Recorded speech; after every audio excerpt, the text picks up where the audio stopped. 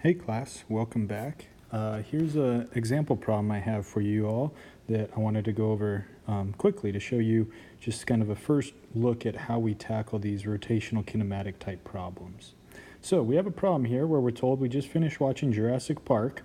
So the DVD is spinning with an angular velocity of 27.5 radians per second, so it's moving pretty quick.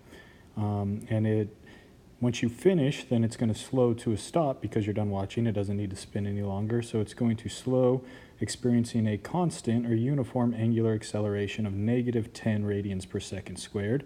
Makes sense that it's negative since it's going to be slowing down. And so I asked you to figure out two things. First of all, how long does it take the disk to stop spinning? And secondly, how many revolutions does it rotate through during that time? So just like old kinematic problems, you need to always start with the picture and then labeling your variables. So here I have my disk.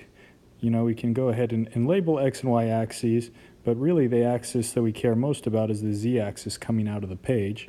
We have some initial omega, right? And we're going to have an angular acceleration that's going against that because it's going to be slowing down. So let's go ahead and think about all of our different kinematic variables. All right, so we have theta initial, which we can go ahead and define as 0 radians. We're going to have theta final, which we don't know. In fact, that's what we're asked to determine in part B. We have omega initial, which we're given as 27.5 radians per second. Omega final, which we know is 0 since we're told it comes to a stop. We know alpha is negative 10 radians per second squared as given in the problem statement, and the amount of time we do not know. So in part A, we're asked to find time. So if we look over our kinematic equations of motion, we can observe that omega final equals omega initial plus alpha times time is one of our kinematic equations when you have a constant angular acceleration. And in this equation, the only thing we don't know is time. So we can substitute in 0 for omega final and solve for time, and it's just going to simply be equal to omega initial divided by alpha. So plugging in our variables, we can find we have 27.5. This becomes negative when you move it to the other side. So negative 27.5 radians per second divided by negative 10 radians per second squared. And so if you do the math, it should simply come out to 2.75 seconds. Boom, box worthy. Now part B, we're asked to find the number of revolutions it rotates through. So we're looking for angular displacement, but once we get our answer in radians, we must convert it then to revolutions since it asks for revolutions. So we want to find theta.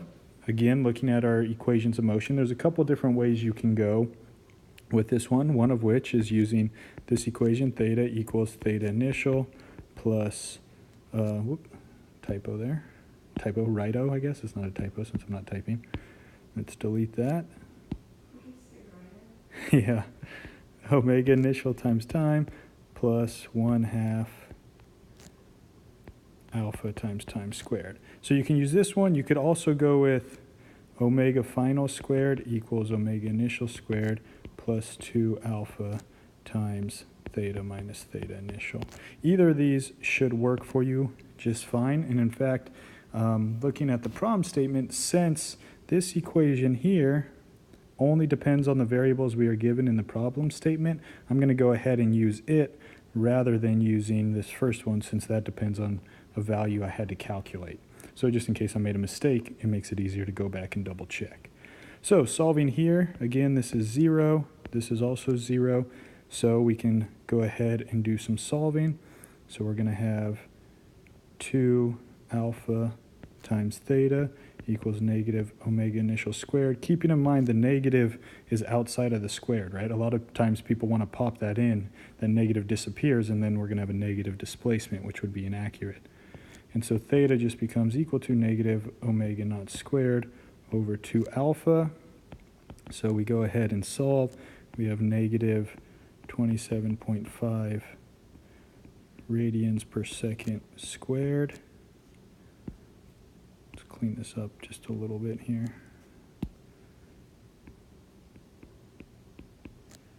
and then divided by 2 times -10 radians per second squared. So you do the math, and I just buy us a little more room. Plug and chug, and I believe theta should come out to be equal to approximately 37.8 radians, but we're not yet done because we're asked for revolutions, so then we have to do a unit conversion.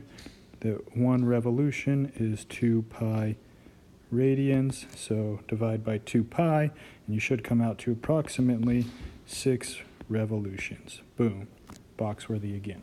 So, pretty simple, straightforward kinematic type problem that we've seen in the past, now applied to rotational motion. So, hope that helps. Let me know if you have any questions, and have a good day.